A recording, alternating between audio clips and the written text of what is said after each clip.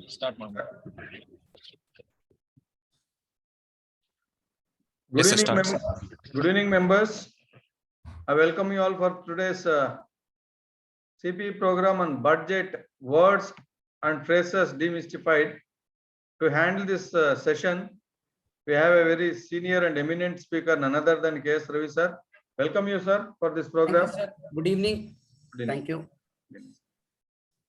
When I requested Ravi sir, because generally including me, a lot of members, so many words and terminologies used in budget, will be not having a deep understanding of those words used in budget. Anyway, we are February 2nd, we'll be having a budget program in Ambedkar Bhavan. Before that, if you have like a preparatory kind of program like budgets, words and phrases, what they use, why they use, to understand that brief analogy, when I requested Ravi sir, immediately agreed and is agreed to take this session. I really thank on behalf of Bangalore branch of ICSR, and I welcome all the members for this program.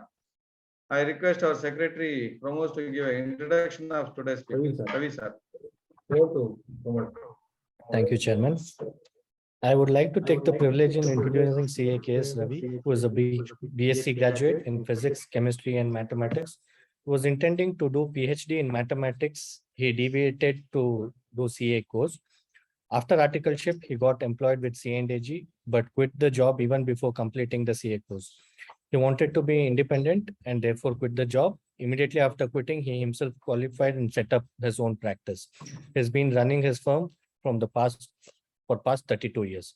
He is a paper contributor to the journals like the Chartered Accountant, the Chartered Secretary, Bombay Chartered Accountants Journal, Corporate Law Advisor, Taxman, Current Tax Reporter, The Management Accountants, Service Tax Review, and Excise Law Times.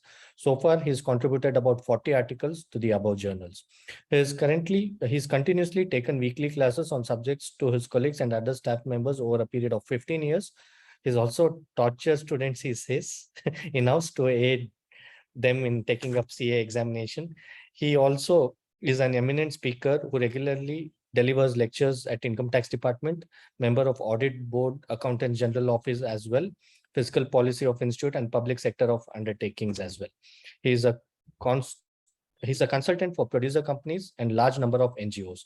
He's currently engaged in learning Sanskrit and reading various philosophical books, apart from updating his knowledge on the professional front. With this brief introduction, I would not like to come between you and participants, sir. Over to you. Thank you. Thank you, both of you. Let me start talking to the people who are here, trying to listen to me. Yeah, budget, words and phrases, demystified. Yeah, if I have to look at that, there are a lot of words that they use, and the meanings have to be looked at from its own angle, just to ensure that you understand the entire gamut of budget. Budget is not just the speech what the finance minister makes on that budget day. Probably if you go deep, you will see that there are too many things that one needs to understand how the budget is going to function and how is it getting approved by the parliament. What happens? So there are two ways of looking at budgets. What are those two ways? One is trying to understand when does the budget start, what phases it goes through. Then after that, how does it culminate into an act at the end? These are the issues. That is one way of looking at things. Another is looking at budget by itself, going deeper, trying to drill down, understanding the nuances, and then trying to figure out how does it function in the total public finance. It's one of the subsets of public finance, budget preparation, and its implementation. So with this, I may start with words and phrases, but then I'll go deeper into the budget aspects so that you will understand why these words and phrases become important and how do people look at it, especially the economists and a lot of journalists who try to say how the budget is and how is it compared to last year or previous year or to different countries. All these issues will come up. It's more a financial presentation of the estimates of the government. So that is. Hello, am I audible? I would like somebody to tell me whether I'm audible. Yes, you are audible, sir. I think some member is. Thank you. Yeah. So we move forward and then look at all the Hello. words and phrases Hello. and also look at different statements that are Hello. prepared, Hold on. right? I think I'm getting some disturbance. I'm not sure. Yes. 1 minute, sir. 1 minute. Yeah. Please.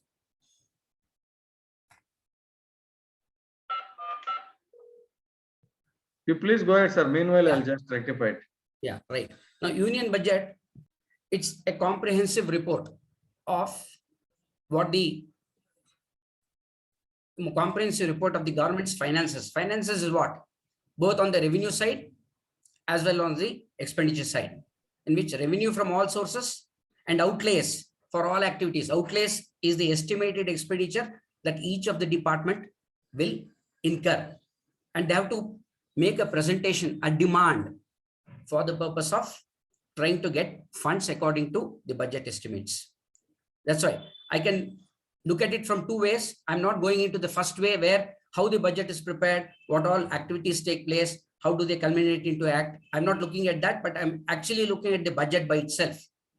The budget also contains estimates of the government's accounts for the next fiscal year called budgeted estimates, right?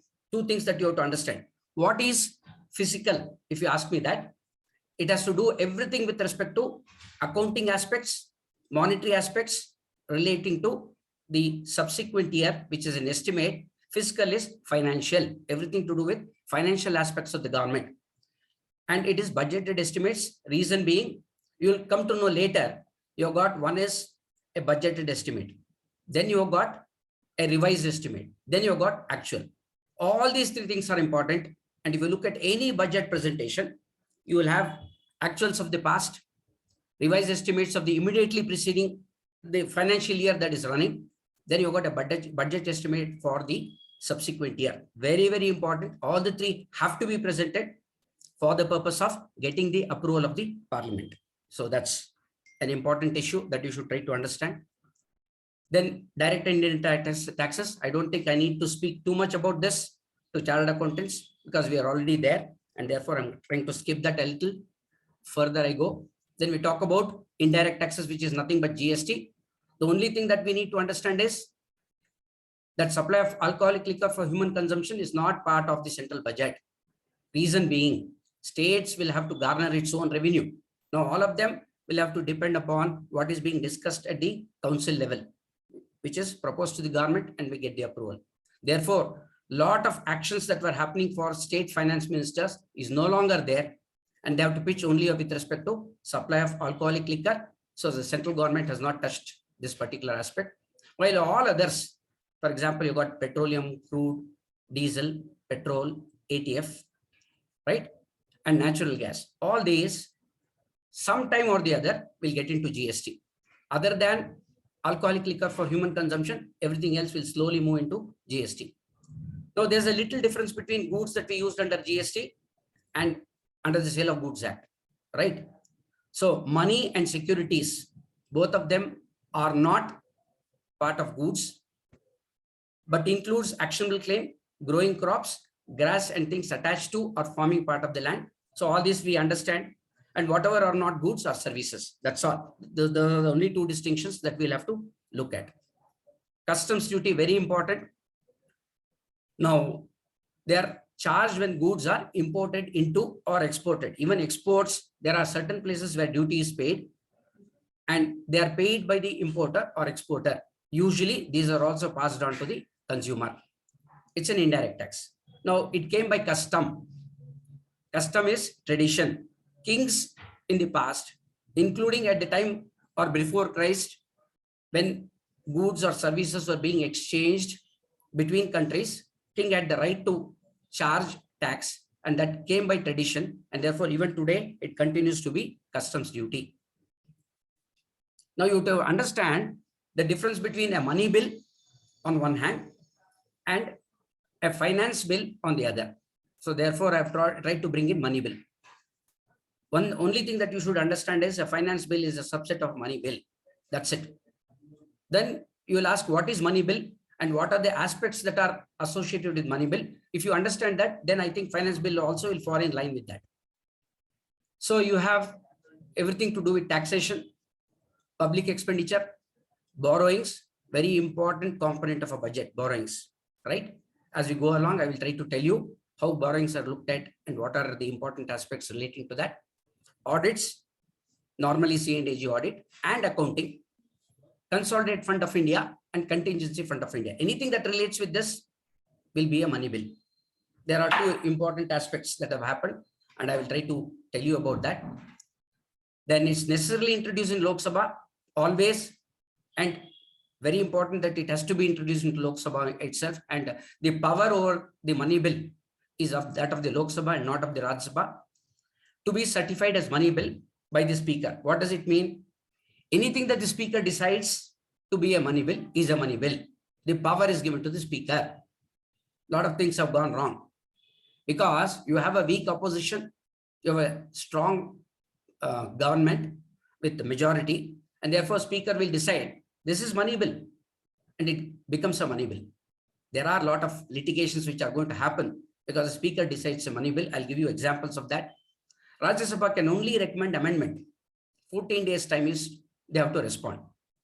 And the Lok Sabha gets 60 days time. In all, any money bill, any finance bill has to be closed by 75 days in all.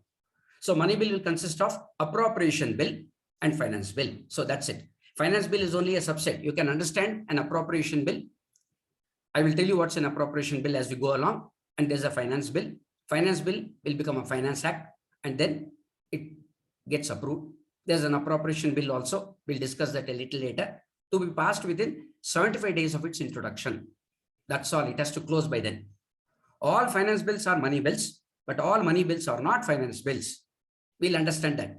Basically, if you ask me, there are only two bills which should have come into money bill. One is the appropriation bill and another is the finance bill. What is an appropriation bill? Appropriation bill, generally, if I have to say, how do you appropriate an expenditure from one end of account to another, or within the particular department itself, how do you appropriate that? That again requires the approval of the, it may not be done then, it may be done subsequently as well, because first an estimate is made, based upon that everything gets approved. But as you move along, you see a lot of changes have to take place. That is where the revised estimate comes into picture. That too needs to get approved. That's the issue, okay? To be passed within 75 days. All then passing requires simple majority. That is another great issue here. Suppose you have a minority government, you just have to convince others to get a simple majority and pass the bill. Look at this. Aadhaar Card 2016 and Prevention of Money Laundering Act was also called a money bill by the speaker. Therefore, it became a money bill. See, in the case of finance bill, purely it's relating to budget. But then you can, why was it called Aadhaar Card? They said, no, lot of facilities that are to be given to the people who are at the lower level needs to go through a transfer of money. And therefore, Aadhaar Card Act also is a money bill. Then Prevention of Money Laundering Act again deals with money. So the speaker said it is a money bill. Therefore, since they had the majority and the speaker approved it, therefore it became a money bill. In fact, if you had asked the other way, if there was no majority, the Aadhaar Card and PMLA may not have been a money bill.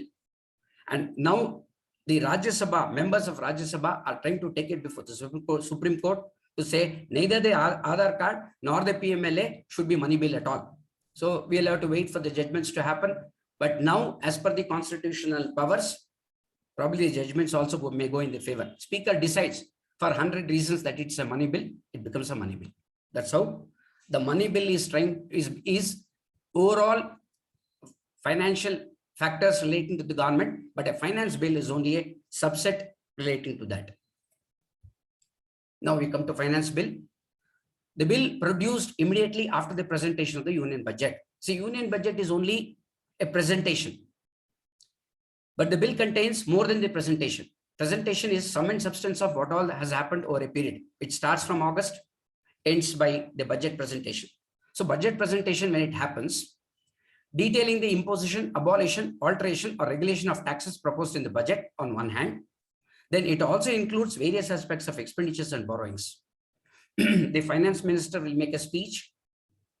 Salient features are included in her speech, his or her, whoever is at that point of time. But when you go deep into that, you have issues relating to taxation, which can get altered, which until it is concluded as an act, lot of changes can take place. Then subsequently also changes can take place, in which case again they go back for approval at the parliament. It may not be a budget, but it will be an amendment to the budget or a revised estimate. Again, approval is required. It also includes various aspects of expenditure and borrowings. Again, we talked about appropriation is one of the aspects relating to that. That's why appropriation bill or a finance bill is part of a money bill. They are subsets to that. Now we come to budget estimates. Amount of money allocated in the budget to any ministry or scheme for the coming financial year, and the amount of revenue to be raised from different sources to meet the above outflows. Now, what do you have? You have an expenditure department, Ministry of Expenditure, and Ministry of Revenue. So each of them function differently, and both of them will be brought together for the purpose of preparation of a budget. There are two ministries altogether. What will the Ministry of Revenue do? It will go to all the departments which are engaged in collection of revenue, look at that, including both direct and indirect taxes, and estimate how the money is going to be sourced. That's one department. Second department is with respect to Ministry of Expenditure. They try to collect from all the departments the type of allocations that should be done. It is called as the grant. They have to make a demand of the grant, which gets into the budget. You know what happens? Normally, when we prepare a project report, we look at the market. We try to find out what should be the expected turnover that we'll achieve. Based upon that, our expenditure is built. But in the case of a budget estimate, it is the expenditure which comes first. And then they start looking for how to garner the revenue to meet that. When you say revenue, it's not like revenue and capital that we speak about. It also includes borrowing. So if there's a shortfall, there's going to be borrowing. It could be either on the revenue account or it can be on the capital account. Therefore, amount of money allocated in the budget to any ministry or scheme for the coming financial year, and the amount of revenue to see, first is expenditure, and then they talk about revenue to be raised from different sources to meet the above flows. That means the government looks at its flexibility of raising revenue against the expenditure that should be incurred. And how do they decide what expenditure should be incurred by what department? Depends upon whatever manifestos the government has got and whatever promises it has given at the time of election. That's what they're going to do. And they will take, so long as there is a majority or they're able to pull simple majority from including people not being with the government, they will be able to pass this bill very effectively and efficiently without any problem. If they don't, then the finance bill fails. Now we come to revised estimates. Mid-year review. Normally, it's not mid-year in the real sense. They'll come to around November, December, start making revised estimates because there was a budget estimate. Based upon that, what happens in the actual things can change from what you estimated. Good number of reasons. Could be because of economic situation, could be because of international matters, could be because of pressures from different sections of the society. Therefore, twists and turns will happen. The expenditure can vary from what is estimated. But by the time they come to revise estimates, a lot of information is already flown in. For example, let us assume they've come up to December, 9 months information is available. They'll make estimate for the next 3 months based on the manner in which things are moved. And then a revised estimate is made, which will definitely differ from a budget estimate. Now, why is this revised estimate important? You can't simply revise an estimate. You made a promise and you want to revise an estimate, then it has to go back again to the parliament for its approval. When does it happen? If you ask me that question, that's why when the budget is being prepared, you have budget estimate. For example, let us assume now the coming budget estimate, what happens? You have 23-24 budget estimates financial year and a revised estimate of 22-23 and actuals of 21-22. You have all this. Even why actual is put there is because your revised estimate again has changed when you come to actuals. That too needs an approval from the parliament. Therefore, at every point of time, the actual is approved and that becomes final. The revised estimates, because it is a revision from a budget estimate, that needs to get approved. Actuals also are approved now. Revised estimate is also approved and a budget estimate is approved for it to go further to get into revised estimate, to get into actual, and then move forward. This is how the whole system works. That means nothing can be deviated unless you get the approval of the parliament, and there simple majority is required. And I think the whole process works in that direction. Okay, revised estimates are mid-year review of possible expenditure, taking into account the rest of the expenditure, new services, new instrument of services. Rest of the expenditure means you are given a budget, there was a grant, you made a demand that was given to you, you have spent something, you have not spent something. So therefore, would you want to revise it? Then you need the approval of the parliament, it goes back. Revised estimates are not voted by the parliament and hence by itself do not provide any authority for expenditure. If you revise an estimate, the government revises it, it has no sanctity at all. Therefore, it has to go back to the parliament. That's why it gets included in the budget. So that while the budget estimates for, let us say, for this particular year 23-24 is getting approved, the revised estimate is also getting approved. The actual that has happened for the earlier year, that is you have 21-22 also gets approved. So it means for every year, there's a budget estimate, there's a revised estimate, and then there is actuals. And all of them will have to get approved. And there's a process how it gets approved like this. Any additional projections made in the revised estimates need to be authorized for expenditure through the parliament's approval or by reappropriation order. Right? There's a possibility that the budget is going to be late, but you need to, parliament is sitting there. It requires great amount of expenditure to be done somewhere. It gets reappropriated and it moves forward. Okay. Now we talked about money matters, talking about finance bill, the money bill. Now people can spend money, but then what is it that we are expecting when people spend money? Is it only spending money that's important? No, there's something called an outcome budget. See, this was not there earlier, but from the fiscal year 2006-07, every ministry presents a preliminary outcome budget to the Ministry of Finance, which is responsible for compiling them. Each of them will send.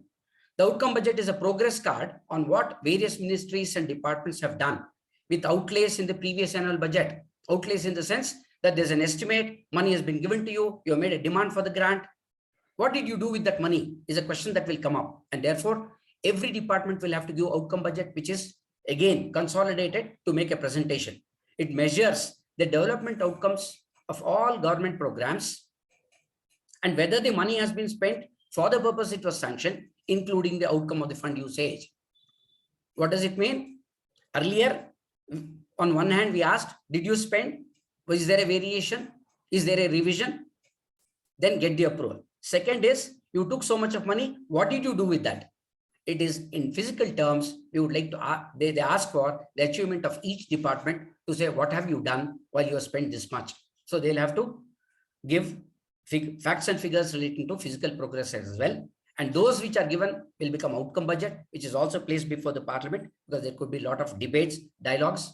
Now, if there's a majority, I can understand there can be hardly any debates. But if the opposition is strong, you can take it from me that a lot of things will not happen the way it is happening so freely. Sometimes allowing things to be free is also difficult and not correct. Though I may not call it dangerous, it may not be correct because, for example, like you see the Aadhaar card or PMLA, they treated that as a finance bill and passed it because of the majority. Otherwise, it could not have gone as a money bill. Then we come to GDP. In GDP, you have to look at two different things. One is GDP by itself. What is it? Next is a nominal GDP. Next is a real GDP definition. You have to look at all of them. All of them are important. And when you read economic newspapers at any point of time, all these words are there. It's affluent. Papers are affluent with all these types of words. And once you capture that, you can read the newspaper so easily because you understand what it really means. That's what is my method of looking at things. When I look at a economic paper and I'm reading, if I don't get, I just note it down somewhere and then go back and have a look at it to understand what it really means. Because every time, a lot of things change across the world. And therefore, we'll have to usurp ourselves to reach those stages to be able to understand the economic journalism. So gross domestic product defines the economic worth of products and services manufactured in a country in a definite financial year. Please understand what are the issues here. Both products and services are taken into consideration, first issue. Then manufactured, The word manufactured, it talks about products. Services are rendered, but doesn't matter. Definition goes like this. Manufactured also includes services rendered in a country that is domestic. That's why it is called as gross domestic. And what is not gross domestic? I will explain that in the next slide. In a country, in a definite financial year. That means all your GDP, whatever you talk about, is going to be talked about for each fiscal year, also called as a financial year. And for us, it is from April to March. Right. There are stories why April to March.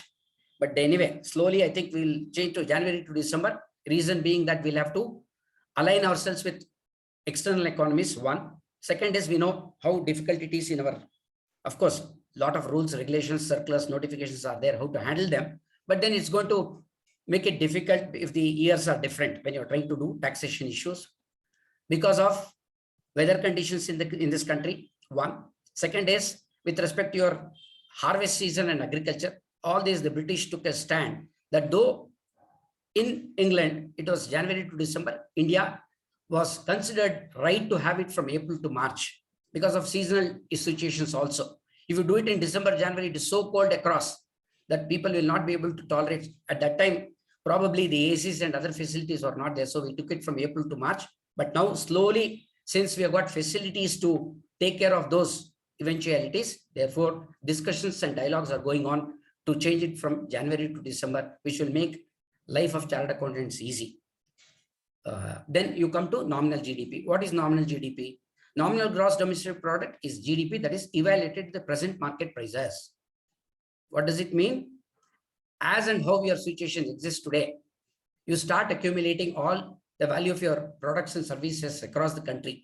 I think there's some little bit of formula somewhere, which I will give it to you.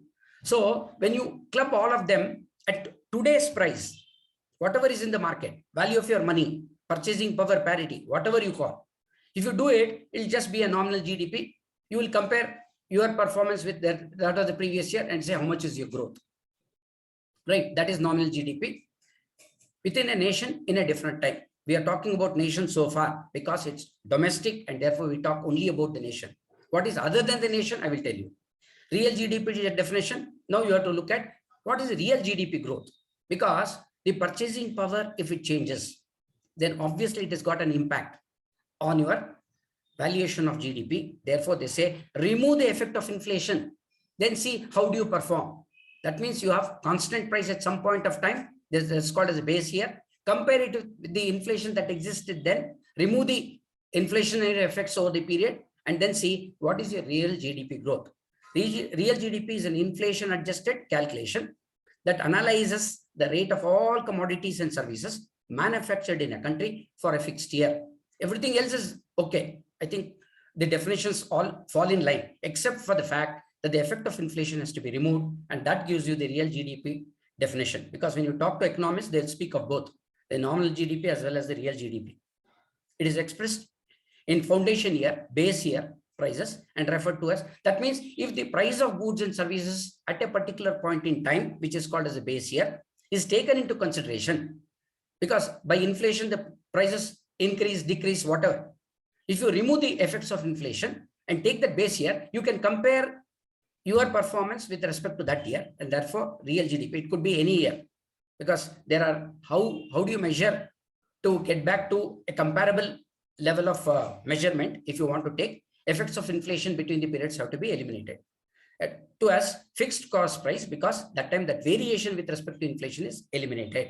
So you got GDP, nominal GDP, real GDP, all of them are important definitions to understand the economy as a whole, right? So GDP under base year, very important, where inflations are removed. The base year of the national accounts is chosen to enable inter-year comparison. For that year, I can understand, I've done so much. This is an accumulation of all products and services. But if I were to compare myself with, did I do better than last year? Did I do better than the base year or any of the years? Then it gives an idea about changes in purchasing power and allows calculation of inflation-adjusted growth estimates. Right? Today, regular softwares, ready softwares are available. Earlier, people used to actually calculate. And there are methods, formulas, and that I think is put into the software to get that. The last series has changed the base from 2011, from 2004-5 to 2011-12. Now, this can move further whenever the government decides. Now, how does the government decide that my base year was 2004-5? For example, you also have capital gains indexation. It was 1981, we moved to 2001, correct? So it can move. How should it move? When the old period that is fixed becomes redundant, looking into the factors that are happening now, then the base year has to change, because otherwise it's so cumbersome to be able to compare with a year which is not comparable at all. So how do I look at that? How do I decide 11, 12? All over the world, people will take a stand of changing base years. We look at all that, and then government takes a stand to change the base years for itself. So therefore, it's an international phenomena and not just restricted to India. Change of base year to calculate GDP is done in line with global exercise to capture economic information accurately, because you not only compare yourself within the country, you also compare your GDP with GDPs of other countries. And India is in a very, very strong position, irrespective of all our difficulties. Let me tell you one thing. We have got younger population, and our population is going to exceed China's population. We are English-speaking people. Then we have night and day fixed for our requirement very accurately, so well. We are hardworking and we can work at night as well, while it is day for other countries. Then apart from that, lot of natural resources are still there in this country. We are not an aged population. The only thing this country lacks, if I have to tell you that, the only thing, nothing else, is that we lack integrity, we lack sincerity, we lack ethics. And unless this is introduced into the system, probably we may miss the bus. So there is no way that we'll miss the bus, because there are people from outside the country who want to invest in India because the returns in their own countries are so limited. But definitely, if we act correctly, I can assure you that we can overtake China, because their banking systems are collapsing, population systems are, the demographic dividend is going to fail. Now they are trying to incentivize people to have children, but there is no interest for anybody to have children now across the world, not just India. Also is slowly moving towards that, but we have enough time. What happens, only the future situations will have to tell us, and we are at a very good stage, and probably we will have to encash this opportunity that's being given to us, because all the time we had a Hindu rate of growth of 3%, and we all blamed population. Today there's nothing. We have got youngsters who are energetic, who are intelligent, and therefore the only thing that we require is this element of integrity, which I've always been voraciously speaking at different places, so that at least some people who can realize that will be able to at least do something about what can be done. Then gross value added, you must try to understand this. We got the GDP, a combination of products and services across the country at different stages, intermediate stages, everything is put together. But in gross value added, it is not that. It is a measure of total value of goods and services. I would only say goods at the beginning stage, and services later. It talks about only value addition, because goods, it can change hands, but then the value that you create out of the basic goods that are available, that probably will contribute to value addition, not just GDP. GDP is a combination at every stage, but in gross value is measure of total value of goods and services produced in an economy, area, region, or country. Let us say for us, India. The amount of value added to a product is taken into account. So you got the base price, base raw material price, every value addition, and both the factors, that is GDP as well as GVA, both of them are important to make a lot of decisions. Because in the case of GVA, what helps you is, it helps you to understand the value that you create by employment. And that is one of the basic functions of the government. If you don't create employment, you can see the havoc that this country can go through. And therefore, creation of employment, keeping people engaged is an important issue. And therefore, this GVA gives value to that. So there is a distinction which have been made here. But anyway, I think I've explained to you. We don't need to really go deep into that. GDP is a measure of final goods and services. But here, if you come, it is only with respect to value, that all the intermediary inputs which are there are going to be eliminated. It's a basic raw material price plus all value added across among the primary factors of production. So therefore, it includes labor and capital. Capital is not treated as goods. It will be treated separately because capital expenditure incurred. So therefore, factors of production. What are factors of production? Probably you can add power, you can add, all that can be added. It's more in the form of a service. It can be labor and factors of other productions and including capital, because they all go to add value to the basic raw material, and that is what is understood by GVA. Now you look at GDP, the formula for that is private consumption. What is private consumption? General public, whatever they consume, plus gross investment, plus government investment, gross investment by the private sector, including companies, plus government investment, plus government spending, including government spending. Reason being, they create infrastructure which are going to earn cash flows into the future, and therefore everything that happens by spending money, including exports minus imports, net of it will go into GDP. GVA calculates the same national income from the supply side. That means it only looks at the total value that are added from by looking at the GVA growth, one can understand which sector of the economy is robust and which is struggling, because value addition, the more value addition is there, I think that will fructify itself into something which is important and recognized, while others may suffer, and government looks at it and then takes a stand how those particular areas are to be made labor intensive, what capital investments are to be made. These are issues that come out of GVA. GDP is generally that it needs comparison between regions, between countries, and both the statistics are important from the economic point of view. Then you come to gross national product. It's slightly different from GDP. You need to understand that. It's the total value of all finished goods and services similar to GDP produced by a country's citizen in a given financial year, irrespective of their location. Look at that. It talks about produced by a country's citizen in a given financial year, irrespective of their location. That's the first statement. Next, GNP also measures the output generated by a country's businesses located domestically or abroad. You know what happens? That there is not only what is generated within this country, there is something that is generated outside the country, which will accrue to this country. That is not considered in GDP. We may talk about imports and exports, but that's gone. But there's a value creation outside the country. Now, don't you want to consider that? It may not have come to the country today, but it has to come on some other day.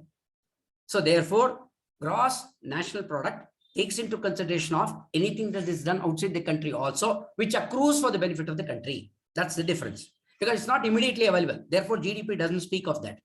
It is accrued and available on a future date. They know this particular year, the gross national product is a combination of those which have accrued in the country, those which have accrued outside the country. Both of them are taken into consideration.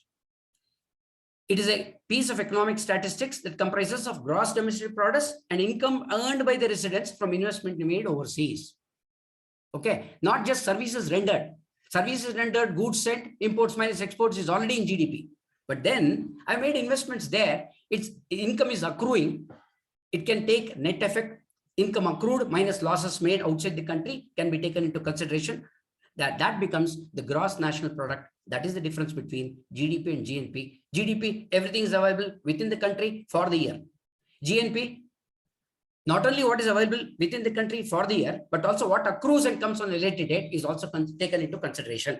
And that's important from the economic point of view to understand what more has been done by people who are citizens of India and they're accruing money for investment made outside India.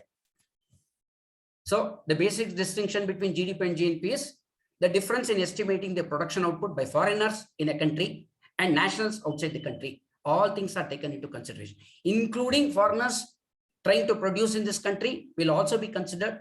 Anyway, probably GDP has to take into consideration, but those which are produced outside the country for the benefit which accrues to the country is not there in GDP, and that gets added here. GNW. Now, this concept was first introduced by Bhutan.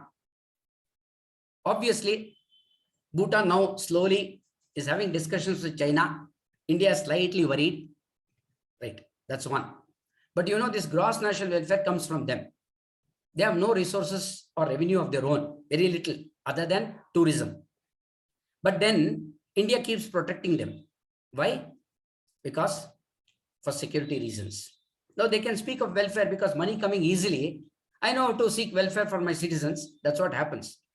And as India, if you ask for gross national welfare, I think philosophically we have to move 100 miles ahead. That's what I said. If there's integrity, there's welfare. You don't have to worry. Everything will happen the way it should happen. If that is absent, welfare is still a dream, which of course can fructify if all of us are able to work towards the general good of the nation as a whole. And that requires a lot more time, because all of us are accumulating money. After some time, I've seen that money will have less value. And then you start now donating. That's what is happening. When people earn more, they start donating, finding niche areas where they can really make contributions. Those things will happen. Then the welfare starts moving. GDP and welfare are interconnected with each other. Yes, if you grow, you make more money. Obviously, after some time, the money loses its value. It's like taking a Cadbury chocolate. After some time, you know what happens. Same thing. I've seen a lot of people who say, enough, I think I'm secure. But let me tell you, security is only a psychological phenomena, not that you have enough money that you're secure. Now, why is it that we all behave in a particular way? Is because a lot of us are thinking, suppose something goes wrong, then I need something for security. One, I need a status in society. Two, then if I have more money, I have power. But all of them can turn topsy-turvy. And therefore, even when you are having adequate resources or you don't have resources, if you are able to have a general livelihood, I think that gives enough security. And there's nothing called absolute security. And that's where, if you have to look at welfare, either for yourself or people around you, you will have to look at it from a different angle and not from the angle that we look at it today. Then I come to Appropriation Bill. Yeah, somebody is asking a question. Then let me have a look at that. Let me attend to that also. No voice, no voice. Now, are you getting voice? Hello? Hello? Sir, we can clearly hear you. Am I audible? Yes, sir, yes, you're audible. 640. I'm not audible. Hello? You are audible, sir. It's clear, sir. Am I audible, please? Hello? Yes, sir, you Am I are audible? audible. I'm not audible. You need to. I think you are muted yourself. No voice. Am I audible? Hello? Am I audible? Right. So I'm audible, but I'm not getting a response. One of you at least. Some of them are not getting my voice. One of you. Sir, voice ಕೇಳಿಸ್ತಾ ಇದೆ sir ನಿಮ್ದು. ಕೇಳಿಸ್ತಾ ಇದೆ. Okay. Thank you, sir. I have some queries somewhere telling there is no voice. So ಇಲ್ಲ ಅದು ಅವ್ರ network problem ಇದ್ರೆ ಹಾಗಾಗುತ್ತೆ ಅಷ್ಟೇ. Right, sir. Thank you. Thank you. So I'm proceeding further, assuming that most of the participants are able to listen to me. If not, kindly inform the institute. They will inform me. Right. Then we come to Appropriation Bill. I said there's a money bill. Money bill consists of two subsets to it. One is an Appropriation Bill, which will become an Appropriation Act anyway. Then you have got the Finance Bill, which becomes a Finance Act. I think these are the two basic things. But then the Constitution gives the power to the Speaker to decide what's a money bill.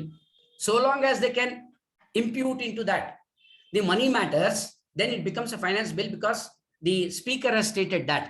Now, anyway, the matter has moved to the Supreme Court. We'll wait and see what really happens, what are his powers. So therefore, an appropriation bill gives power to the government to withdraw funds from the Consolidated Fund of India for meeting the expenditure in the financial year. Please understand, how does it work? Appropriation bill. First is there's a budget presentation. Then after that, all Hello? your, hello? Hello? Yes. Hello? ಕೇಳಿಸ್ತಾ ಇದೆಯಾ sir? Hello? Hello? ಕೇಳಿಸ್ತಾ ಇದೆ sir, ಕೇಳಿಸ್ತಾ ಇದೆ. ಕೇಳಿಸ್ತಾ ಇದೆ. Right, sir. Okay, okay. Then, is there a question somebody wants to ask? Because somebody said hello. In case there's a question, I'll still answer in case if somebody wants to ask me a question. Either you put it on the chat box or you can call me. Right. Appropriation gives, see, first is you've got a demand for grants. Then once the budget gets approved, then you have to appropriate available funds to those departments. Figuratively, you say, yes, your budget that you have, that is the grant that you asked for, you have demanded for a grant, I'm going to give it to you. That means as and how the revenue gets collected, it will get appropriated to them according to this appropriation bill, becoming an appropriation act. That is the first one, which is equivalent to a finance act. Then, as per Article 114 of the Constitution, the government can withdraw money from the Consolidated Fund only after receiving approval from the Parliament. The amount withdrawn is used to meet the current expenditure during the financial year.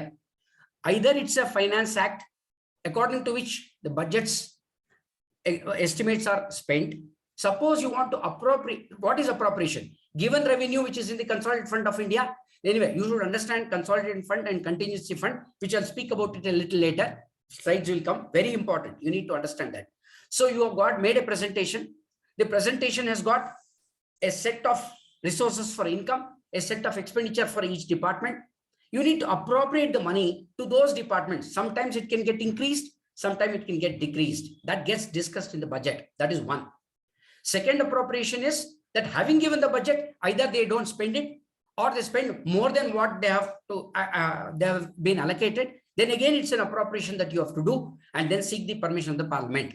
The amount withdrawn is used to meet the current expenditure during the financial year. Everything that we are talking about is only with respect to the financial year only. Right, next. Just a minute.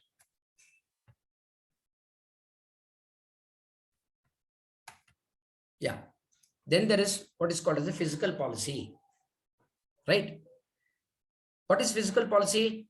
It is the government's action. It's actually coming from public finance. Right. So, and anything to do with financial matters of the government is discussed in public finance, and that is what is called as a fiscal policy. By the word of use of fiscal policy, you got fiscal year, which is nothing but financial year. Fiscal means financial. Anything to do with finance relating to the government will be fiscal policy. It is the government's action with respect to aggregate levels of revenue and spending. That means both income as well as expenditure. Fiscal policy is implemented through the budget. You have to really make an estimate, get the proposal approved, and is the primary means by which the government can influence the economy. So everything that the government does has to be done by raising revenue and then incurring expenditure. And that will influence the economy because anything that you do has got an impact on the economy. For example, let us take the infrastructure development in the country is very important from the point of view of investments coming into the country. So anything that the government does has got an influence on the economy, and therefore it could have impact on inflation.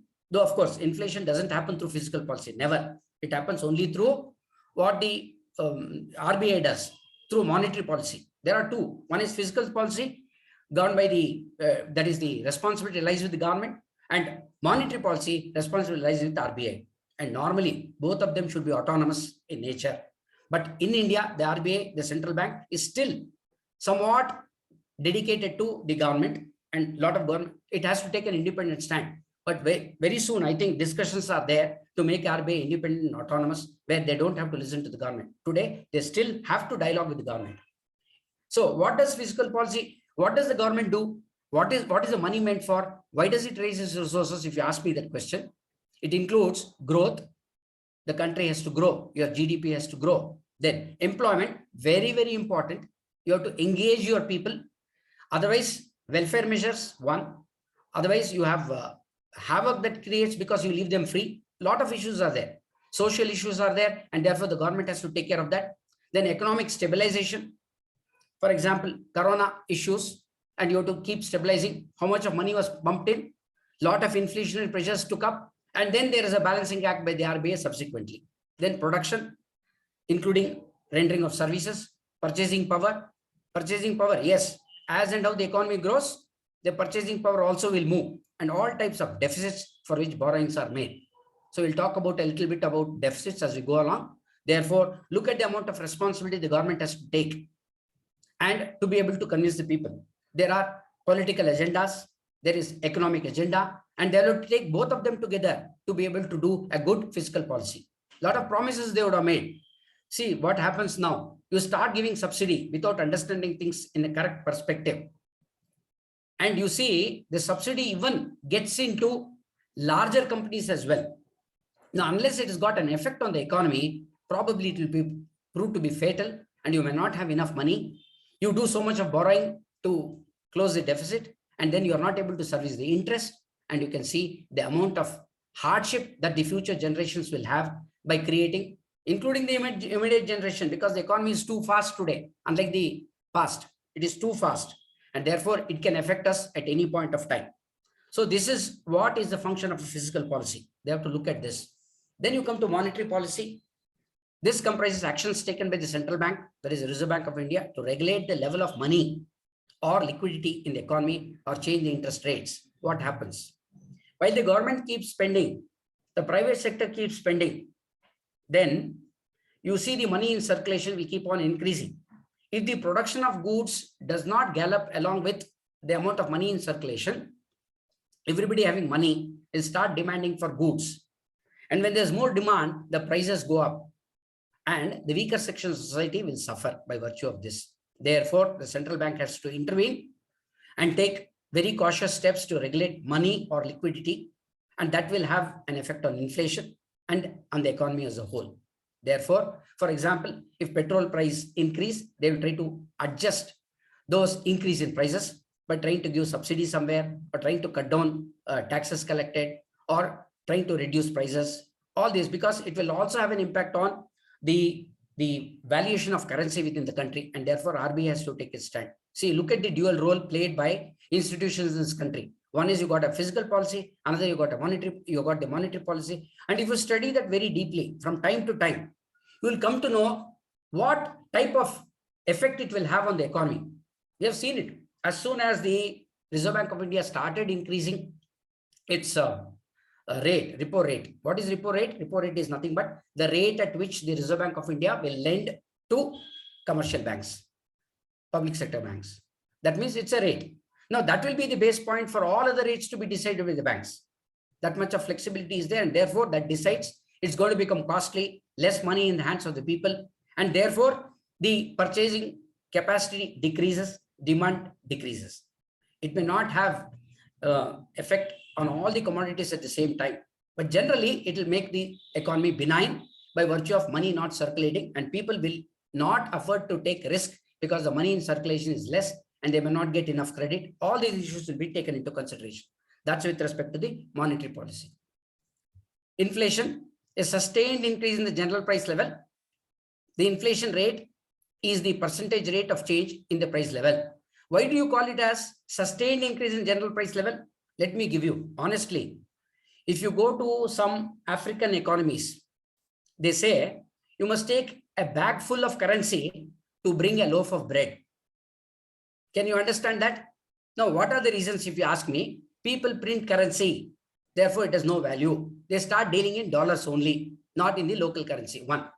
Second issue I've also seen and I've also heard that when you book for an aircraft, you take your ticket. The number of tickets issued is far higher than the number of seats available. You know what people will do? People will literally rush to occupy their seats. And people who get seats move away, fly off. But people who don't get seats for purchase, tickets are purchased, the ticket becomes useless after that. And that is the havoc the inflation will cause in any economy. And therefore, one has to be careful. It has to be a sustainable increase in general price. No, if it is not sustainable, then take it from me, your money value is deflated to such an extent. The inflation rate is the percentage rate of change in the price level. Therefore, once the inflation rate keeps on increasing, the RBI enters in. A lot of discussions will take place, definitely, though we don't understand it outside between the government and the government wants more money in circulation because it wants to see growth, and RBI wants to ensure that this increase in growth should not result in price rise. Otherwise, it will create havoc again. And therefore, the weaker sections of the economy will suffer. Therefore, there's a balancing act. Both of them will have to do this again and again to ensure growth on one hand and inflation on the other will impact the economy, and that needs to be kept balanced from time to time. I think if you ask me, relatively, when compared to things that are happening outside, I think it's robust in this country, that a lot of mind goes into this. We may suffer a little, no doubt, because of the lag effect. But then I will tell you that when you compare to what's happening in China, I think our Reserve Bank of India central bank is much more robust, and we don't creak. Though, of course, we have a lot of difficulties, we understand, but then we don't creak like what is happening in China. If something goes wrong, the whole economy can go into a tailspin. And if you have been growing gradually, I think that's a better method rather than trying to grow too fast and then stumble somewhere. Then you've got ways and means advances. Right. What is ways and means and advances? Even before going into the text of that, let me tell you, government does not get its revenue the way it has to muster that revenue. It can gradually pick up and probably collect most of it by end of the year. If you look at what's happening now, I think it's a robust method. The taxes are being collected and probably it's surpassing the estimates of the budget, more by fear, because people now understand that the Department of Revenue is having a lot of information. So they're more out of fear that people are getting filing returns, paying taxes. That's what the government understands. And I think it's a good method of working, that you have information, but you don't use it when it is required. Because you also see, you have a lot of information. You want to go and disrupt the economy, you'll do that, you'll raid, you'll do a lot of things and then recover, then you can understand the business will go into a tailspin. And therefore, they do not want to do that. It's so gradual and systematically they identify how they have to go about. Now, when they don't get their revenue, but the expenditures have to be incurred from time to time, what really happens? Cash is not there. Therefore, the central government has been given the power to borrow from Reserve Bank of India on a temporary basis. Okay, so they are called as ways and means advances. And this was introduced in 1997 because the economy started growing so fast that the expenditure had to be incurred, growth had to be ensured, and promises had to be kept. And therefore, government borrows, and then it is intended that as and how the receipts pick up, the government will return back in the same financial year. The ways and mean advances scheme was introduced to meet mismatches, right? The government can, just like an ad hoc limit that we take from the banks, government is also able to take that money from Reserve Bank of India. Then it has to return the amount within 90 days along with interest. Ways and means advances can happen throughout the year on different situations, but every one advance that takes, the time period is 90 days and therefore interest is going to be charged and at the existing repo rate. That means the rate at which the central bank lends to commercial banks. If it exceeds 90 days, it will be treated as an overdraft. Interest rate on overdraft is 2 percentage points more than the repo rate. So if the government, so the only method is borrow and then for some other purpose borrow again. Each of them will go for 90 days. If you want to extend it for any good reason and you don't have a resource to pay, then if it exceeds 90 days and you go for one more ways and means of advances, then probably interest will go up higher and government will be able to meet that. That's a different issue. But then all these things will have to come before the parliament for the amount of interest paid by way of budget estimate, revised estimate, and therefore it has to answer. So long as majority is there, I think they will enjoy trying to, that means not care for anything. That's why we need a very, very vigilant and strong opposition if the democracy has to work well. But then the opposition also will have to work with great amount of responsibility, because what we see in India is that even if some schemes are good, some methods are good, some policies are good, they try to say something is wrong. Now, if that is the method in which, that's why what we say is there must be a lot of integrity in the way that we are trying to do things in this country, right? I come back to understand what is a repo rate. Repo rate represents RBI lending interest rate to commercial banks against security of, look at that, not simply given, against the security of government bonds held by them. Because government gives a guarantee on those bonds, that security has to be given. If something goes wrong, government steps in and repays the Reserve Bank of India. It's a tool for liquidity adjustment facility. What does it mean? That means if you want the liquidity to be lower in the country, you increase the repo rate, understanding that inflation is high. Increase in rates result in expensive borrowing and constricts liquidity in the financial system. I think all this is known because every time they repo rate, a lot of news is circulating. There is everything in the newspaper, but then you understand that this is a liquidity tool for the Reserve Bank of India to understand. They have got sensitive methods of identifying money in circulation, and accordingly they'll step in and understand the inflationary rates. Based on that, they will, and we have seen the impact. You can see, I don't know, my last article contained that how the repo rates increasing or decreasing has contributed to the, on one hand, growth, on the other hand, inflation. Both happens. At a high for some, see, inflationary pressures of 2013 forced RBI to keep the repo rate at a high for some time until it eased in 2019. Again, because of whatever has happened now, because of petroleum prices and all that, we are paying high. Cost of products have gone up, cost of commodities have gone up. Therefore, Reserve Bank stepped in. Now, probably the economy is looking better, and therefore they will become slow or start reducing it to manage growth. Growth is an important issue. They cannot overlook. Then we come to vote on account. What is vote on account? The vote on account is a grant made in advance by the parliament. See, you must always understand that any department gets its budget expenditure in the budget. It's a advance request for advance.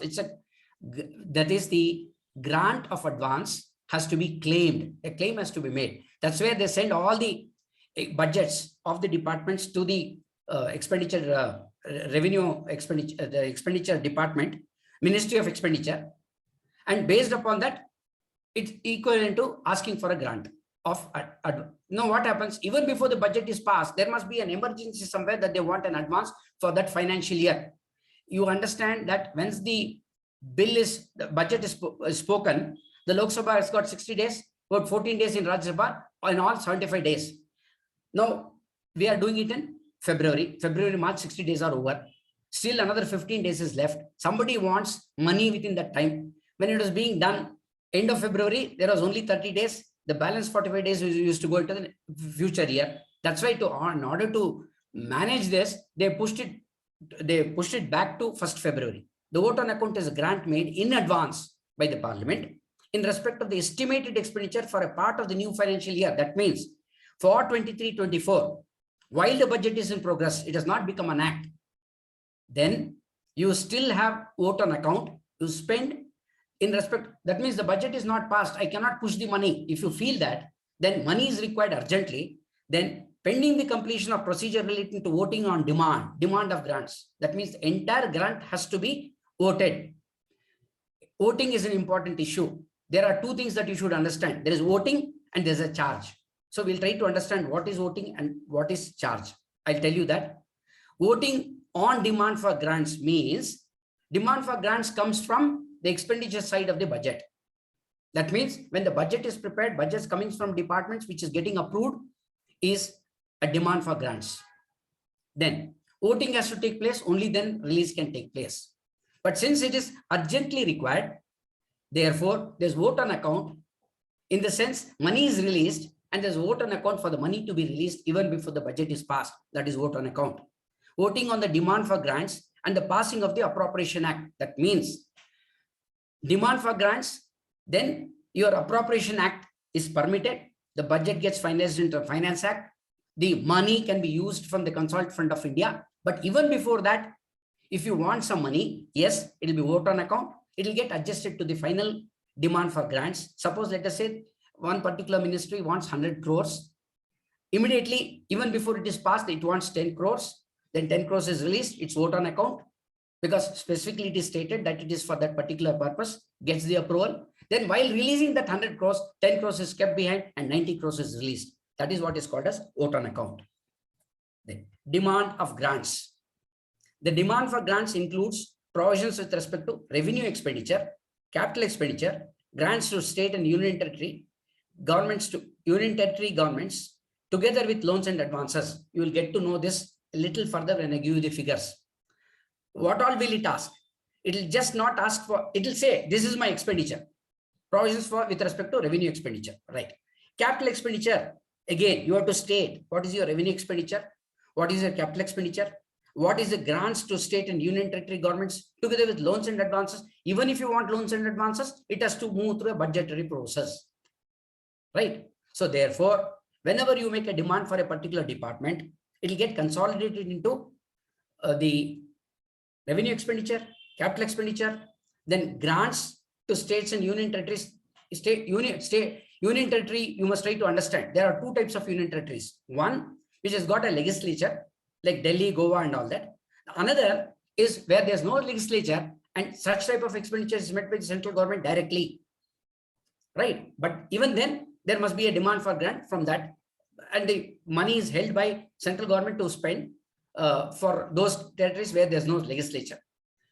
Then generally, one demand for grant is presented in respect of each ministry or department. So whether you want revenue, whether you want capital, or it is with respect to loans or with respect to advances, the entire demand for grant, which is budget of that particular department, it's an expenditure department, will go singly as one consolidated amount with, of course, breakup given somewhere. That's not an issue. But for the purpose of budget, it goes as one particular grant. Again, they segregate there in with respect to annual financial statements. I will tell you about annual financial statement. There are about 7 or 8, how it is presented. And that really helps the finance minister to make the speech at the budget program. Then, however, for large ministries and departments, more than one demand is presented. Depending upon capital revenue, if they are large and too much of money, then little more breakup is required. Therefore, they can make more than one demand. Otherwise, it's always one demand that the departments will make. So demand for grants, very important, which gets included in the expenditure side of the budget. Then you have a supplementary grant. We understand the word very well. When grants authorized by the parliament fall short of the required expenditure, an estimate is presented before the parliament for supplementary or additional grants. Please understand, no money will come from Consolidated Fund of India until it has been approved by the parliament. That's an important issue.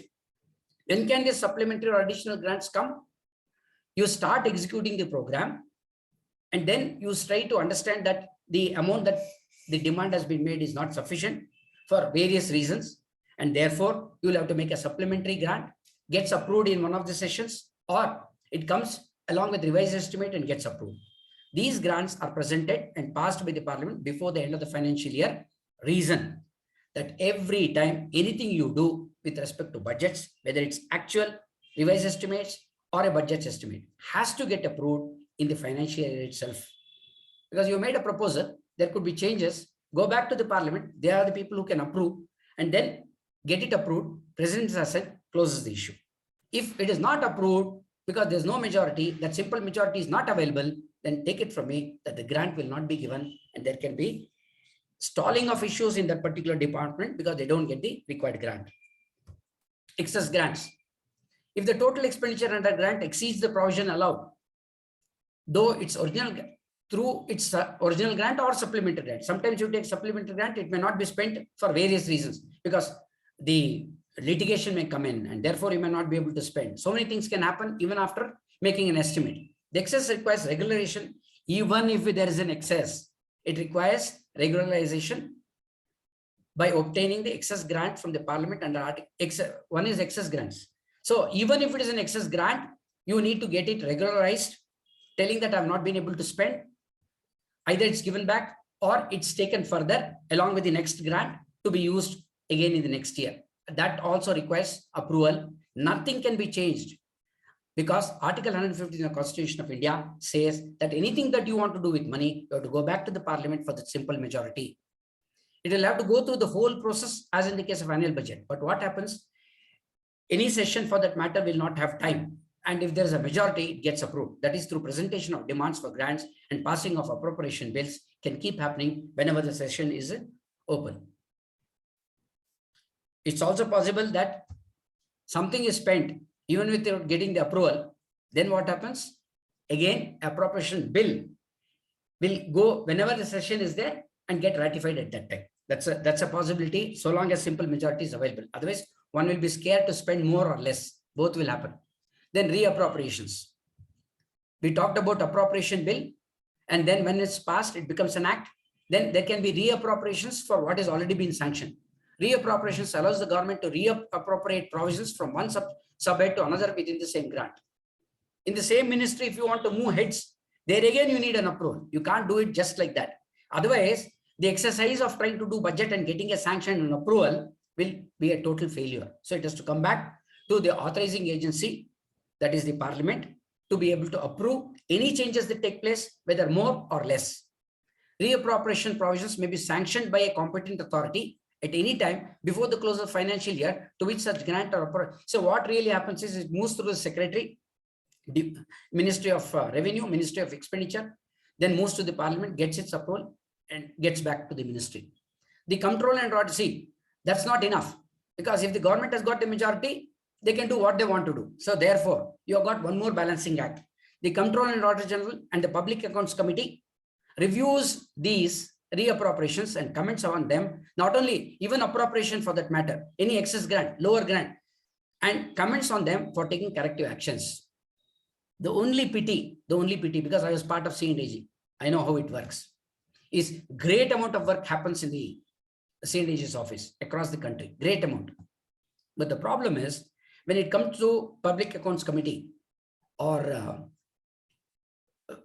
Public Accounts Committee, one is Public Sector Undertakings Committee. Public Undertakings Committee is also there, where public sector undertakings issues are reviewed and debated there.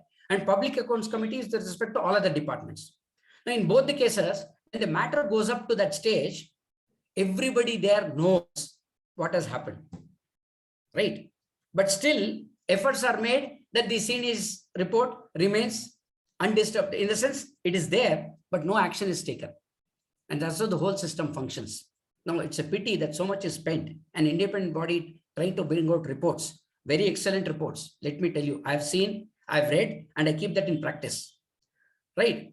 In spite of that, we can hardly do anything under the current system to modify, rectify. One or two scapegoats may be found, but the system as a whole has to change. And that requires, I don't say that we need to crucify somebody. That's not the intention. Intention is, can we change our system that it works well, works with sincerity, and then it reaches the places where it should reach. I myself was a witness to situations where you have a setup where 3 days wages are considered. That 3 days wages, you can do that 3 days work in 1 day. You pay the wage of 1 day to that particular individual, but you draw 3 days wages. And then you say 3 days work is done on documents and siphon out the 2 days wages. Can you imagine these type of things that can happen? And in spite of all systems and procedures and controls, we still fail, mainly because of this. And this is an open statement I make because I've seen it myself. People can say 100 things. Even if I'm on public, I'm going to argue only this way because it requires that amount of integrity to ensure that the money that is given to a department is worked out in such a way that it is meant for that purpose. Then the other issue that comes up is everybody rushes their expenditure at the end of the financial year. Nothing much can be done. It is deemed expended. And you can see a lot of C&DG's report, which gets discussed, no doubt. I've also been part of that, but then action is very limited. Then there's something called guillotine. We don't hear it many times, but then Parliament, unfortunately, has very limited time for scrutinizing the expenditure demands of all the ministries. So once the prescribed period for the discussion on demands for grants is over, you can imagine the entire country's budget is being discussed in such a short period of time. Anyway, if there was sincerity, I think right from the beginning, when the budget preparation starts, you get those things so well that you don't need to discuss too much. But that is not the case. The Speaker of the Lok Sabha puts all the outstanding demands for grants. That means puts all the outstanding, he agrees, whether discussed or not, to the vote of the House. Whether it is discussed or not, it is put to vote. This process is popularly known as guillotine. Nothing much can be done. Nothing much will be discussed, other than politically sensitive issues are going to be discussed and nothing more. What happens afterwards is the same process. Wherever you want to get a sanction, it happens only this way. Then you got, after guillotine, you got cut motions. Motions for reduction to various demands for grants are made in the form of cut motions, seeking to reduce the sums sought by the government on grounds of economy or difference of opinion on matters. If there is a strong opposition, you can have cut motions and get the expenditure reduced. But one has to be sincere to literally why you want to cut the grant, or asking whether there has been output budget properly presented, which is commensurate with the money given. If you got a strong opposition, you can still ensure that cut motions are there, and guillotines should not get I agree, there's not much time left. And therefore, within 75 days, if everything has to be done, with the type the parliaments are in session and it's majority government, then you can understand things can go the way it wants. But then this has to start right from the stage when present budgets are put up. The demand is made for grants. It must start from there. Okay. Next, what is a public account? Very important. Public account. Very important. Though the public account is there in the budget, but the money does not really belong to the government. But it has got the facility to use that money and pay it back because it belongs to public. Now, what goes as revenue by way of taxes belongs to the government and it can spend the way it wants. But then there are a lot of liabilities, just like loans, right? Under provisions for Article 261 of the Constitution of India, public account is used in relation to all fund flows where government is acting as a banker. Who keeps these accounts? It's the RBI which keeps the accounts. Examples include provident funds, small savings. This money does not belong to the government, but is to be returned to the depositors, right? The expenditure from this fund need not be approved by the parliament, not required. It can use that money as and when it wants. So what will it do? Anyway, now slowly, I think a lot of deductions are going to be eliminated. I don't know this budget, what is in the annual. And once you say that these type of monies will not get deduction, nobody will start investing unless interest rates are better. And I don't think interest rates will be better. And if that is the case, government will not have this money. Public will use it in some other way. Lot of debates what to do when interest rates are low and all that. I have a little bit of my own advice to say, if you understand every other market, please invest. If you don't understand, it is better to have this. A bird in hand is worth two in the bush is what is going to happen because you don't understand. I know a particular lady who invested and takes the document, statement of account of mutual funds, goes to the bank and says, see, I've got this certificate, please pay the money. And that lady has invested 1 crore 86 lakhs. By the time she is taking back that money, she gets it into 1 crore 29 lakhs, not understanding that when she should get in, when she should get out. And there are a lot of advisors who go and advise them who don't even understand a penny. Now, if this is the type of situations of advices that we give, I don't know how we will try to support people in public. And if this can be done by people who are educated, what can you expect of people who are not so educated? This money does not belong to the government, but it is to be returned to the depositors. The expenditure from this fund need not be approved by the parliament, though it forms part of the budget. Why? Because the government will have to tell how is it going to meet its shortfall. Because there's an expenditure, because you start from expenditure. Therefore, either it's borrowing of loans, both internal and external, or it could be by way of these funds which are available, freely available. It can use it the way it wants. Only responsibility of the government is to return it. And you can understand this very well, that by the time you take back this money along with interest, the value that at which you invested may not be there. This is what I'm telling people who are fighting on the pension funds. Please understand the concept very carefully and try to find out old pension scheme is better, new pension scheme is better. There are a lot of things to understand. A mob mentality will push you into something. So for example, if let us say pension is given at a fixed rate, but then if there's inflation, the value of that money will be equal into what value would be there in the market with the increased this one. They try to measure it in short term. No, any pension fund should be measured in long term. And whether there's security by taking old pension, there's security by taking new pension. I think it will act the same if you look at inflationary tendencies. If the trade, if the business fails, automatically the value of the money and the government will automatically fail. And the growth aspect has to be kept in mind. And the government, if it goes on borrowing to pay pensions, take it from me, it will turn bankrupt. And a lot of governments where the revenue, the expenditure is more than the income, these people are trying to say, I'm going to give you pension, old pension scheme. You can understand the disaster that can happen. Anyway, not much to be said here, but that's what is happening. And people are discussing wrongly without getting into the depth of those issues. Then we talk of disinvestment, a very important matter for the government today. By disinvestment, we mean the sale of shares of public sector undertakings by the government. A lot of revenues will flow in, obviously. And it's also good not for the government to interfere. When the public at large has the capacity to run businesses, I think the government should get into governance, then regulation, rather than getting into industries. And a lot of, if you ask me, on an average, all public sector undertakings across the country, if you ask me, what is it making? If you ask me, the net return on investment is only 3%. I have the facts and figures at my disposal because I keep watching the CNAG reports. It's just 3% or a little less. Now, if that is the state of affairs, all that the government has to do is keep those companies which is revenue yielding, which needs to be regulated, and disinvest the rest. But then you have got pros and cons of because of employment and other issues. Therefore, careful trajectory has to be taken for disinvestment. Shares of government companies held by the government are earning assets at disposal of the government, correct? If these shares are sold to get cash, then earning assets are converted into cash that can be used for welfare measures. So it is referred to as disinvestment. All of us know about this. Then you come to very, very important aspects of the budget. What really happens and how does it look at? How is it looked at? So budgeted deficit, we all know, very easy. The difference between all receipts and expenses in both revenue and capital account of the government. Now, when you prepare a budget, budget is prepared both for revenue as well as capital.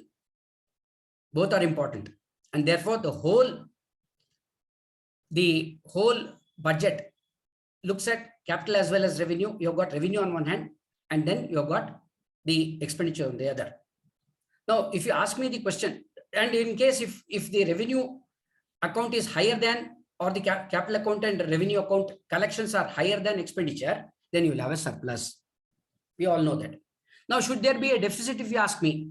Should there be an inflation if you ask me? I will obviously tell, yes, there must be a budget deficit. Yes, there must be inflation.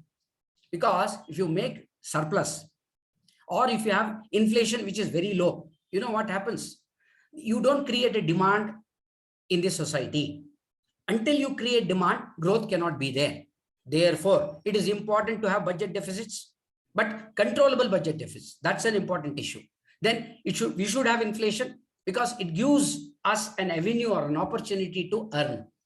Because you move towards it. There's a demand created. Therefore, you need to have these deficits in place, but you should understand what are you doing with that. And that's important. So this is a budget deficit, both on revenue account, capital account taken together. If it is, sorry, something is wrong here. Okay, we are talking of deficit. Yeah, revenue account deficit plus capital account deficit put together is budget deficit, right? Then you come to fiscal deficit. Okay, now we understand what is fiscal. It's anything to do with finance, money with respect to government. That's fiscal. Total income, that is total taxes plus capital receipts. I will tell you what is taxes, all of us know. I don't think we need to deliberate too much on that. I will tell you what are capital receipts for the government. Other than debt, please understand, other than debt, debt does not come into fiscal deficit. That's the only thing that you have to eliminate. Total income without taking debt, total expenditure without taking debt. If you take the difference between that, whether it's on revenue account or capital account, when you do that, that gives you fiscal deficit, right? Why? Because any fiscal deficit has to be addressed by way of a debt. You have to address it. So you take the net debt to find out how much more debt will I require. And that's what is the fiscal deficit required for. I have to understand how much more money I have to bring from outside borrowings. There are two ways. Just like in the African countries, you can print your currency. You can know what is the value of that. Nothing will happen. Nothing will move forward. But if you've got a controlled debt mechanism, you all know that you have to pay back and you have to pay interest. It gets accounted and therefore you know how to manage that. That's an important issue. That means total income, I talk about revenue, and total expenditure, both on the revenue account and capital account, minus debt. Both income on the revenue side as well as on the expenditure side is fiscal deficit. This helps us to understand how much borrowings we'll do and whether it's manageable or not.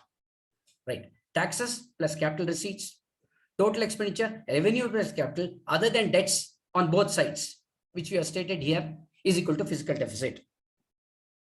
I hope you understand this. This is important because every fiscal deficit is addressed by borrowing or printing money, which of course India, at least for the present, doesn't do it. Whether there's a past, people say, but I don't know. I don't really know that. Then primary deficit.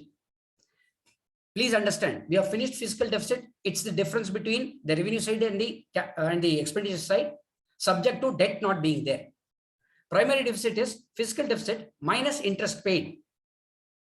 Can you understand? Debt not being there. You have fiscal deficit without debt. That means difference between revenue and expenditure without debt.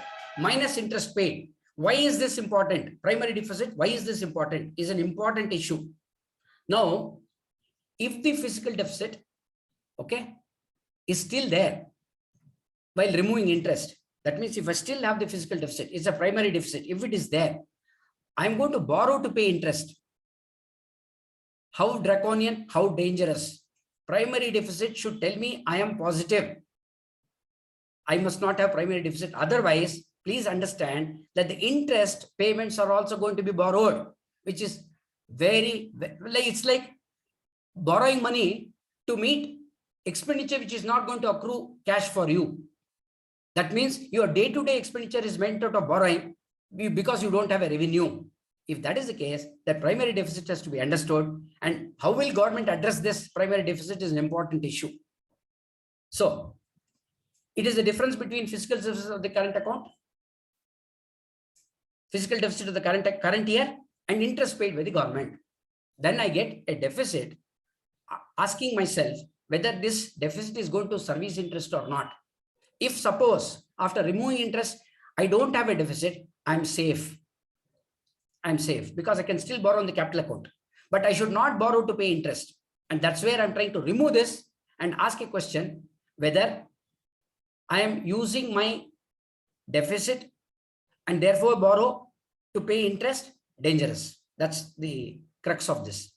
Here, we'll be able to establish whether interest is an outgo from taxes, etc., or borrowings go to service the interest and to what extent. You have to be very, very careful. And government takes this into consideration while looking at the primary deficit. If borrowings go to service debt, it's a death knell for the economy in the long run. If you keep doing that again and again and again, in the past, we did have difficulties like this. Therefore, we came to that 1991-92 crisis. Yes, it was there. Not just because of this, but the economy as a whole was not able to service a lot of debts from outside. It had to literally carry gold in order to protect itself. But when the economy opened up and a lot of investments came in, then we knew how the GDP grew, and the story is all with us. Right. I can even talk how the economy went into a tailspin. The two reasons. One is 2007, 8, 9, when the world crisis was there, financial crisis. We still had a problem there. We are trying to ensure that the dollar value was kept afloat. That means it was on the higher side because we had so much with us, and we did not want the value of the dollar to fall.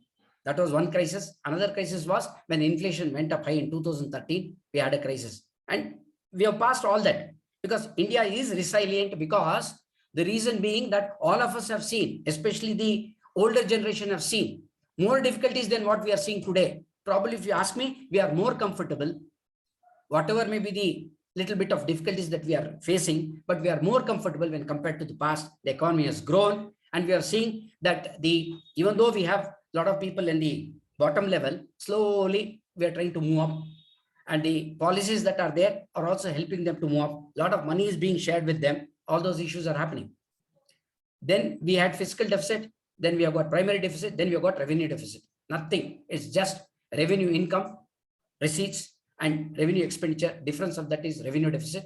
Understanding whether the taxation that we have, will it be able to fulfill the expenditure?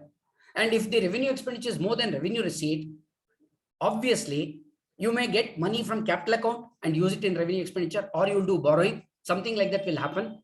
And can you expect the revenue expenditure to be less than revenue receipt? Then you must understand one thing. That is also a not correct fiscal policy measure. Because for growth, you need to make investments. Right? And therefore, there can be a little bit of revenue expenditure, which is more than revenue receipt, because you need to spend in order to see that there is growth. And therefore, some things like this can happen. So long as it is in control, I think we should not worry too much about it. And government has got the responsibility of looking into this. Government earnings are not sufficient to meet day-to-day operations administration. We also do that. I want to make a capital investment. There can be expenses incurred with that, which can also be revenue. And therefore, temporarily I may have to borrow. But my future earnings will give me an appetite for trying to pay all this, and I can manage it. And if people don't know how to manage it, I think they'll go under default. Then the government, what happened in Sri Lanka? What's happening in Nepal to some extent? What's happening in Bangladesh? What's happening in Pakistan? Are all examples where you're not able to garner revenue to meet both for revenue expenditure as well as for growth. When the government spends more than what it earns, the additional amounts shall come greater than from borrowings. Shall come from borrowings. That mark is not required. Any borrowings to service revenue account is not sustainable in the long run. Maybe for a temporary phase, you may have to do that. It will have its impact on value of currency. It will also have impact on purchasing power parity. Lot of issues will come and shall have to be serviced from borrowings, and such borrowings is a burden on future generations. On the other hand, any borrowings on the capital account will have future cash flows to repay the debt. Look at that. You borrow with respect to capital intentions, capital expenditure intentions, then it's okay because cash flows are going to be there because of capital investments, and therefore you will be able to sustain. But on revenue expenditure, you must try to ensure that you spend to an extent which is equivalent to the taxes collected. And if it's a little more, you must know how to manage that. That's an important issue. And there are a lot of think tanks who are sitting at the top. And I think people do work. Otherwise, we could not have seen an economy which is almost safe as it stands today, but it can go into a tailspin because of international matters. That's a different issue. Climate change too has got an effect, right? Effective revenue deficit. It was introduced by Rangarajan a committee in 2011-12. You know what really used to happen? You have a revenue deficit, and that revenue deficit also had grants which came in for capital expenditure. You have revenue income, and then you have expenditure. You close all that, but you don't know that some of that revenue which has come has gone into capital investments, and you still treat that as revenue expenditure would be wrong. Therefore, they said, no, find out the effective revenue deficit. Grants received for creation of capital asset should be removed from revenue deficit, and then find out effective. It can be more because the grants that are received has gone into capital and your revenue deficit increases. Therefore, they said, cautioned the government, that committee cautioned the government to say, please be careful, remove this grants portion. Now, of course, this effective revenue deficit is going to be expressed as a part of budget now. It's there from 2011-12, right? Then, very important, how has the country fared with respect to this? FRBM, Fiscal Responsibility Budget Management Act. Very, very important, because government said, let's control ourselves. To what extent can we do any act? So therefore, there must be a control. Control is through parliamentary methods. And sometimes the control may not happen because many things are not under the control of the government or of the people, because the economy takes its own shapes, turns based upon so many factors. Therefore, they said, okay, let's have a look at what's happening. And therefore, they introduced the crux of that FRBM Act. It's a very small act, well prepared, stipulates as follows: to limit fiscal deficit up to 3% of GDP by 31st March 2021. Did it happen? It was almost happening before the corona set in. I could see that RBI repo rate was getting reduced by the time we came to 2018 at that place. Then probably fiscal deficit up to 3% was manageable. It is still manageable. I can tell you that as you go along, you have innovative methods of earning your revenue, increasing your revenue, and expenditure well controlled.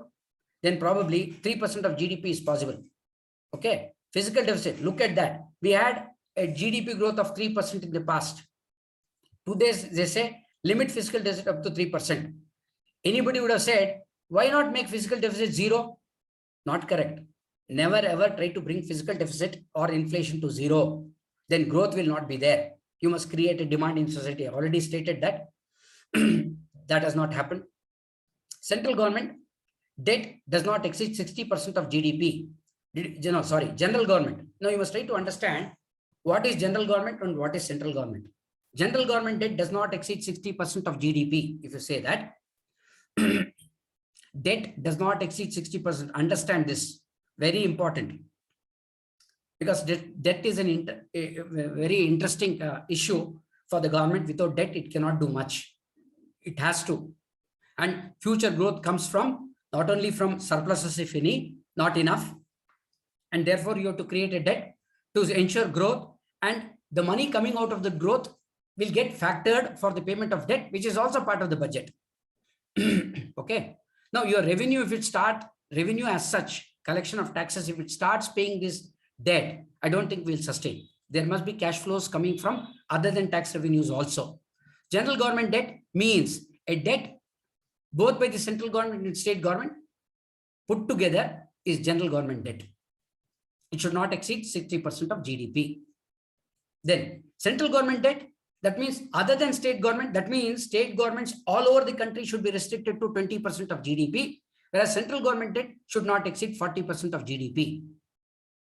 Are we there? Even though we are not there, right? No additional guarantee with respect to loan or security of Consolidated Fund of India in excess of 0.5% of GDP in any financial year. So you already have some guarantees which are given. They're talking of additional guarantees to be given. If it depends upon the growth in the economy, it should not exceed 0.5% of GDP for that financial year, because a lot of guarantees will also get expired. But any increase, the net increase, should not go beyond 0.5% of GDP. Fiscal targets specified in 1 and 2 above are not exceeded after stipulated target dates. Now, this is a statement which has been made. It is an act. There's a responsibility for the government. Now, if it does not get achieved, if the targets are not met, what really is going to happen? Then the finance minister has to make a representation in the parliament to say what next is the course of action. I think a lot of things have been explained by 31st March 2021. Then next, with respect to 60% GDP, 40% GDP is March 2024. There's time till then. This obviously they will talk about financial crisis of the world. Then they'll talk about inflationary tendencies in the economy. Then they'll talk about coronavirus being there. So probably they'll try to stretch the date a little further, convince the parliament. So long as majority is there, simple majority will move the bill. So that's how it is. And with respect to 24, for 60% GDP physical target specified in 1 and 2. Yeah, general government debt not exceeding 60%. I think that has been kept for 2024. We should see what's going to happen. And if you keep observing this, lot of things which are sensitive in the economy, you start gathering. And you should keep watching. Even if I make a statement now, it is a static statement. Every month the economy moves. And if you start looking at the movement, not only you understand the language, you understand the tenor in which the government is taking its position, you understand how the economy behaves, you understand a lot of things what the RBI is doing, then how companies will factor these, because I was on an independent director on one of the boards, whenever these fiscal issues or government's policies are coming in, they factor that in and then start taking positions. The entire economy will get into this one. Of course, as individuals, we only look at the income tax law, maybe indirect taxes, and we keep quiet about that. But no, larger companies will get into all these nuances and then try to take positions, which is going to help them in prospecting their own activities and growth. Now we come to Consolidated Fund of India. Consolidated, it should be. D is not there. Okay. You should understand, it's a copper bowl belonging to the government. It will collect all money into that. It will spend money from that. That's all is the economy. The entire economy is in that copper bowl, which is called as a Consolidated Fund of India. Not really a bowl, but I'm just trying to tell you, this is the Akshaya Patra in the hands of the government. All revenues received by the government. What type of revenues? By way of taxes like income tax, central excise, customs, and other receipts flowing to the government in connection with the conduct of government business. What is government business? Government business is nothing but it has to look at growth. It has to look at inflationary tendencies. It has to look at product. I already told you. Then social welfare, stability, that's the function and business of the government. So non-tax revenues are credited into Consolidated Fund of Constituted Article.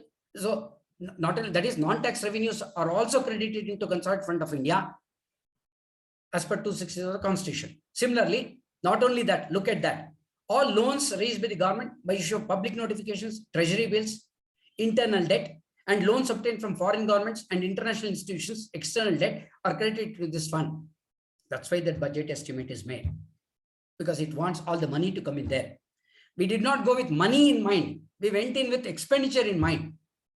And therefore, they have to stand to garner. Otherwise, somewhere growth will get stunted, one, and all that they had estimated to do in a particular department will not happen. Therefore, they have to first get the expenditure and then talk about raising revenues in what manner. All expenditure of the government is incurred from this fund and no amount can be withdrawn. Look at this. No amount can be withdrawn from the fund without authorization from the parliament. Very, very, very important. You can't remove this money. If it is with respect to the budget which is not charged, there must be an vote on account or voting to be done to be able to draw money here. But other than what is charged. So let's look at that when I come in. Then you got government needs approval to draw money from Consolidated Fund of India. It comes by voting to be passed by the Parliament. Money bill requires the approval and sanction by the Lok Sabha, while there can be only a recommendation of the Rajya Sabha, which we have discussed. Every rupee to be drawn from CFI, Consolidated Fund of India, requires to be voted, except for those that are charged. I will tell you what are charged expenditure. In the case of charged expenditure, no voting takes place for withdrawal from Consolidated Fund of India. Expenditure to be charged by Consolidated Fund of India shall be paid whether budget is passed or not. Look at that. Whether you have money, you don't have money. Money has to be paid. Whether it's approved, not approved, money has to be paid. Who are those? So if I ask that, okay. Charge expenditure includes salary and allowances of the President, Vice President, Speaker, Deputy Speaker of Lok Sabha, Chairman, Deputy Chairman of Rajya Sabha, salaries and allowances of Supreme Court judges, pension of Supreme Court judges, High Court judges, salaries and allowances of C and AG and Lokpal. Why? Why is it that it is charged? Reason being that to draw my salary, I don't need to come and beg before the Parliament. The Constitution has given me such a stature. I must be free to draw what I'm supposed to draw. Right? And these are charged, and there is no, the type of limit that we have got with respect to every department will not apply here. But we understand that there's going to be great amount of responsibility when they are doing that. And probably it will go only for establishment expenses, a bit of capital expenditure, which is in the form of revenue only. And then apart from that, it goes for salaries, establishment expenses. Therefore, there is nothing that the Parliament can ask. Constitution has given them supreme power to be able to draw their salaries without having to go before and bend for their, otherwise, already we are seeing in the newspaper, the who is more stronger. Is it the Parliament or is it the judiciary? That debate is going on. And in that debate, something can go wrong here, that the Constitution has given free will to them. So debt charges of the Government of India guaranteed by the state, Indian government, no voting is required. Again, debt charges of Government of India guaranteed by the state here, it doesn't mean Karnataka state. No, state here means the Indian government. Any debt charges to the Government of India guaranteed by the state, you have to pay your debt charges. Therefore, there's no choice that you go before the Parliament and then say I have to do that. That is considered for the budget. But then I can really remove it. Even for that matter, all the expenses that are included are charged to Consolidated Fund of India. I will charge because first for me, the criteria is to maintain my status and therefore I have to pay the charge on the debt. However, the discussion shall take place as it is recommendation by the President. Therefore, discussion will take place and then they will keep answering just like FRBM Act. The majority is there, a lot of things can happen. Retainer emoluments of, look at this, retainer emoluments of Attorney General, Solicitor General is not charged expenditure under Consolidated Fund of India, comes from budgetary allocation of Department of Legal Affairs. You can see Election Commission is also not there. So it's like that. So they have given sanctity to some and the rest of it has to come through budget through different departments. Then you come to contingency fund, very interesting. It is an emergency fund to meet crisis, situation or calamity, Article 267(1), contingency fund. The corpus of this contingency fund has moved from earlier, it was 5 crores, then it moved to 500 crores. Today, because of the calamities being there on a greater extent, therefore, it has moved to 30,000 crores by the Finance Bill of 2021. Then stage 2 can create such emergency fund. Again, they are, because you got a state fund and out of that they can carve out. It is at the disposal of the President of India, and for the state, it is at the disposal of the state governor. Though it is used during emergencies and calamities, getting approval from the Parliament is mandatory. What do they ask? They ask, okay, 30,000 crores is your corpus. You have spent something. Please give me the details of that. I would like to know how you have spent. To that extent, it will come for a debate, but otherwise, the corpus will get filled up. For example, out of 30,000 crores, 10,000 crores has been spent. There's only 20,000 crores. I have to include that in the budget as a finance minister to ensure that the money moves into the contingency fund. It is available for calamities. Union Finance Minister holds a fund on behalf of the President of India. Union Finance Ministry. Now, how does it go about? Withdrawal from the fund takes place with the approval of Ministry of Economic Affairs. Look at this. Economic Affairs was trying to hold. You know what has happened now? It has been diluted. After the amendment, 40% of the corpus has now been placed at the disposal of the Expenditure Secretary. Suppose you got 30,000 crores, about 12,000 crores will automatically move to the Expenditure Secretary. I don't have to come back to the Ministry of Economic Affairs. I will spend the way I want. So it has been moved. Probably there were difficulties in the past to take it out from there. Therefore, this particular freedom has been given. Now, all further contingency fund releases, beyond this limit will require the approval of Expenditure Secretary in addition of the Economic Affairs Secretary's approval. That means both of them will have to work. Sorry, language problem is there. Both of them will have to work in order to meet expenditure beyond 40%. 40% only the Expenditure Secretary will, that means Minister of Expenditure Secretary will meet that without having to go back to the Economic Affairs Ministry.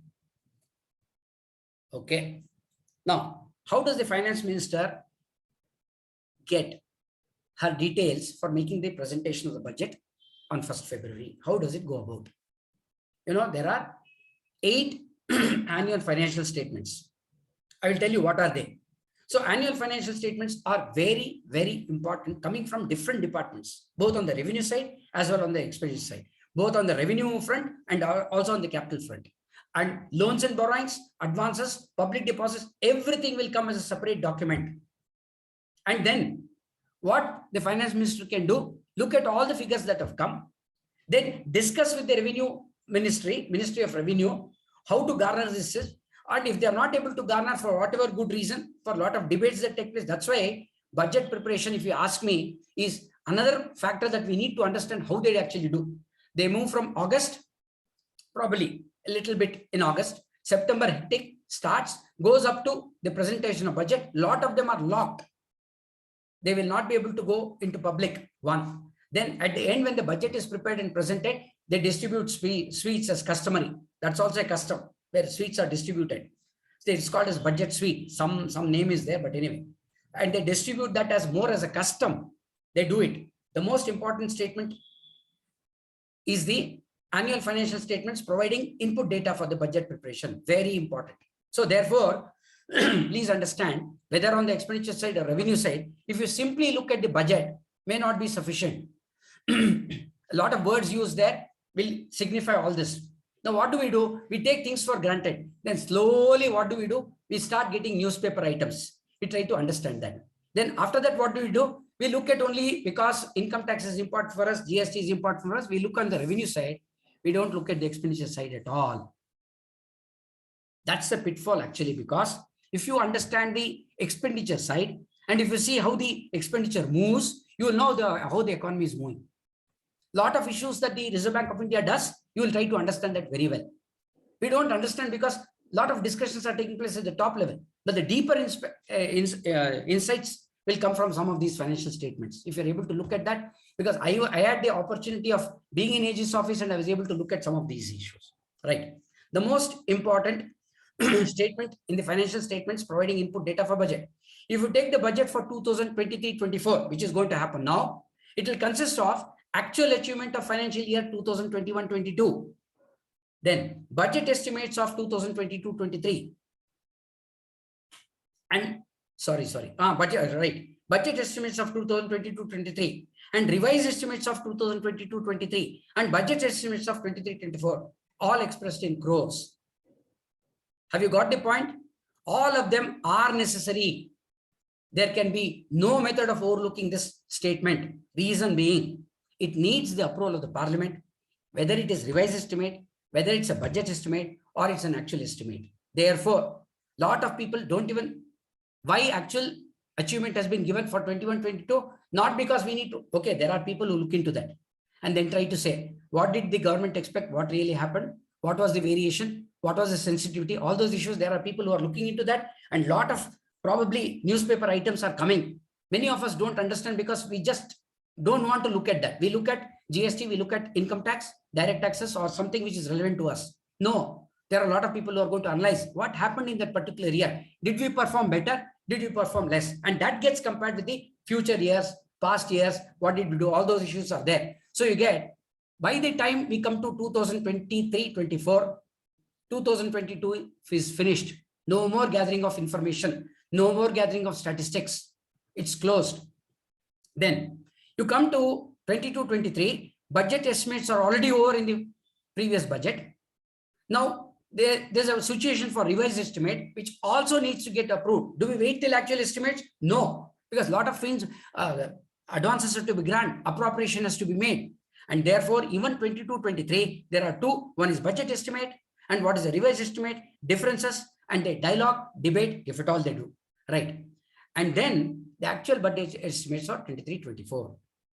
This is how the whole statement will run with respect to every department, with respect to every state.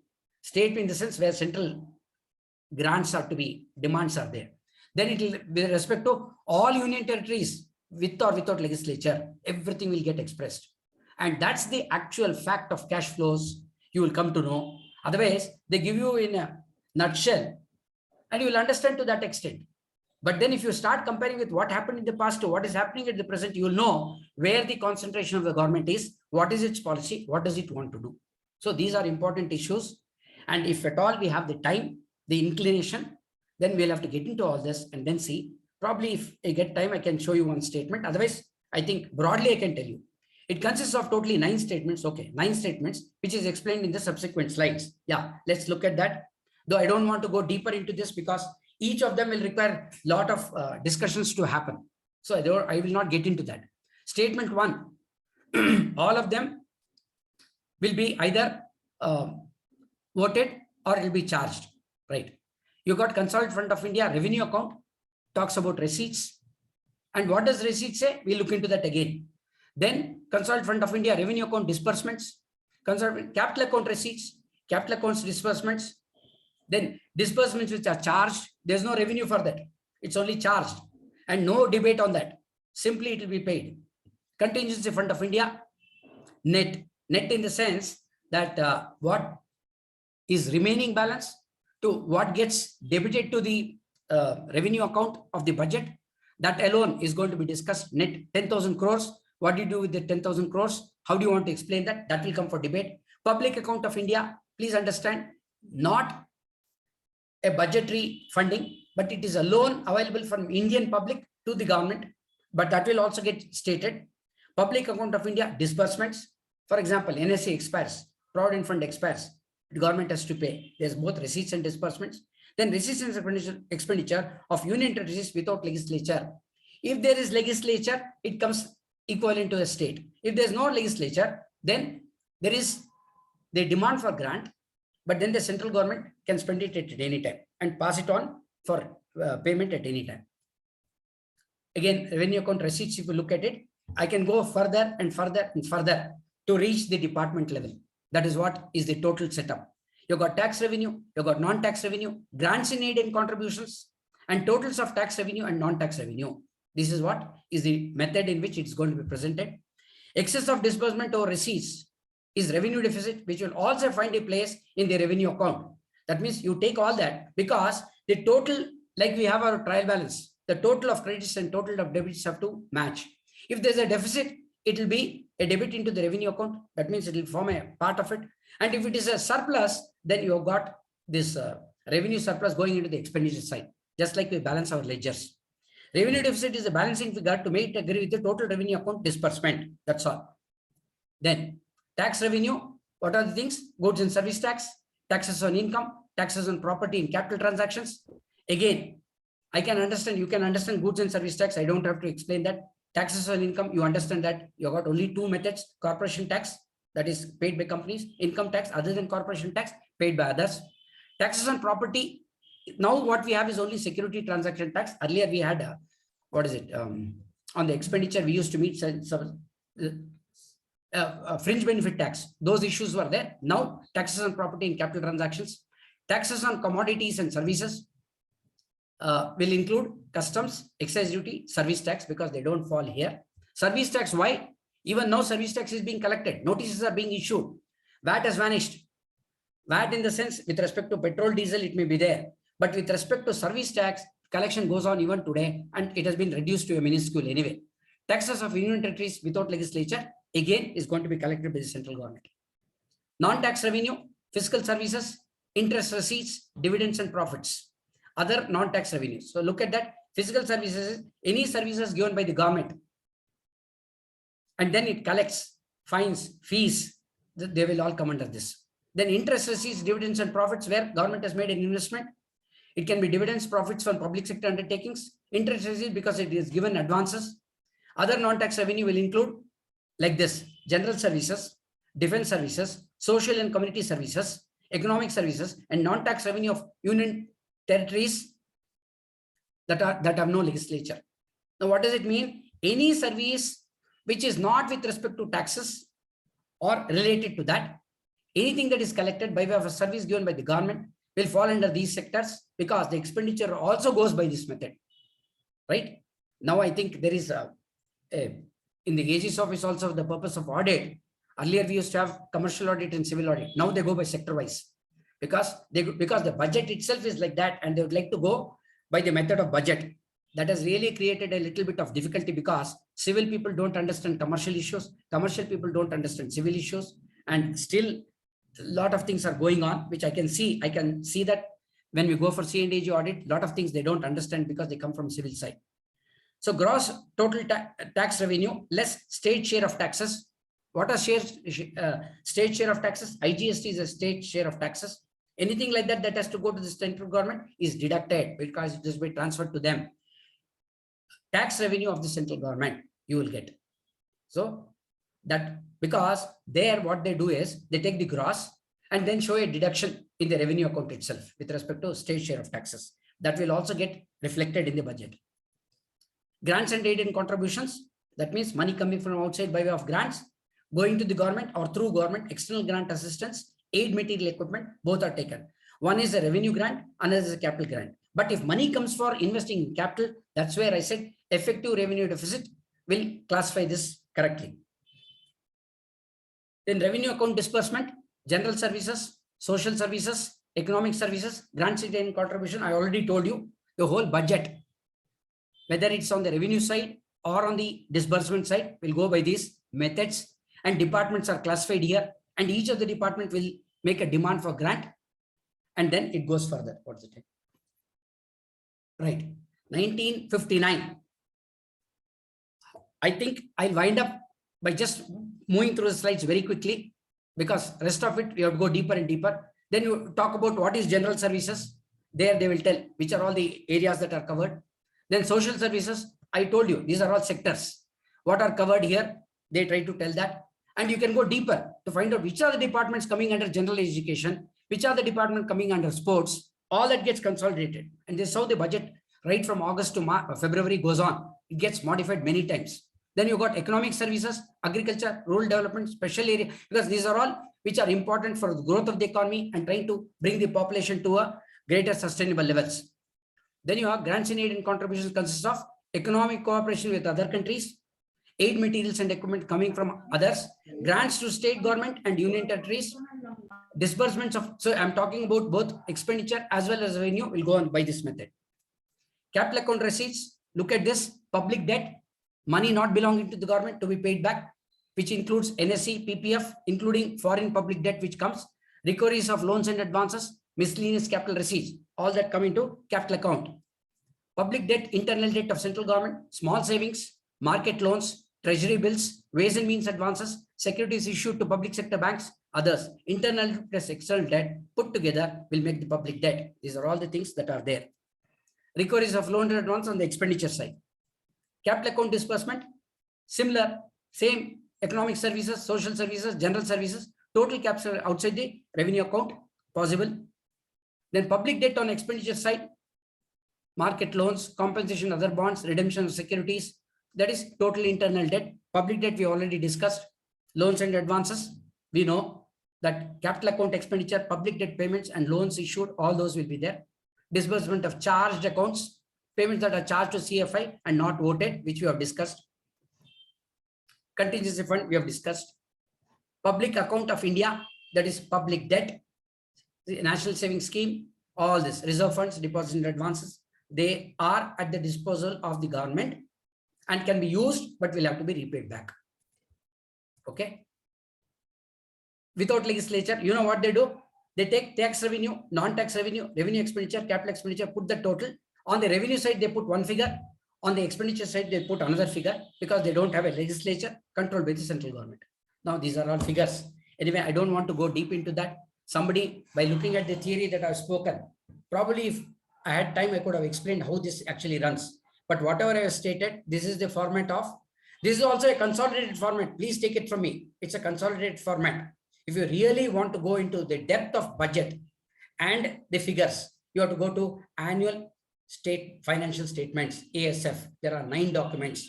Then there's something called budget at a glance, 6 documents.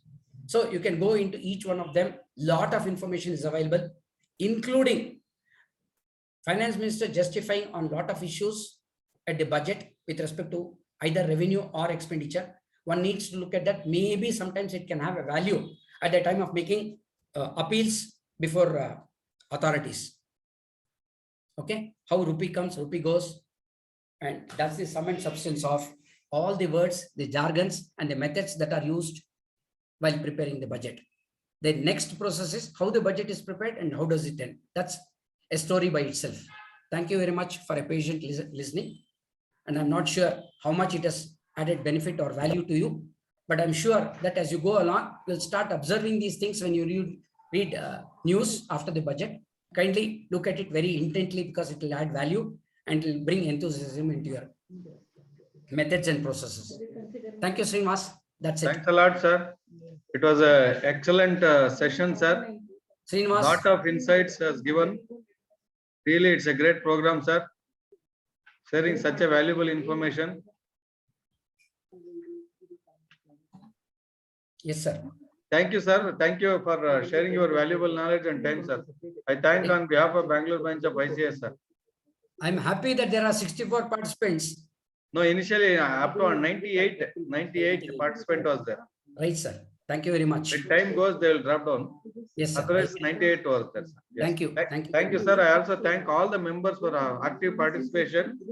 I also make one small announcement that tomorrow startup program is there. Very interesting program between 4:30 to 7:30, and in the branch premises only. And 26th Republic Day program is there. We are distributing scholarship also. Request all the members to please participate. 27th and 28th in Infosys campus, we are having a GST workshop, intensive workshop, 2 days in campus itself. I request members to participate on this. Very limited seats available. I request members to register at the earliest. Thank you, sir. Sir, Ravikumar sir, ನೀವು ಏನಾದರೂ ಇದ್ರೆ ಬನ್ನಿ sir, ತುಂಬಾ ಚೆನ್ನಾಗಿರುತ್ತೆ. Infosys campus ಒಳಗಡೆ. Right, sir. Okay. Thank you, sir. Thank you, sir. Thank you very much. Thanks a lot. Right.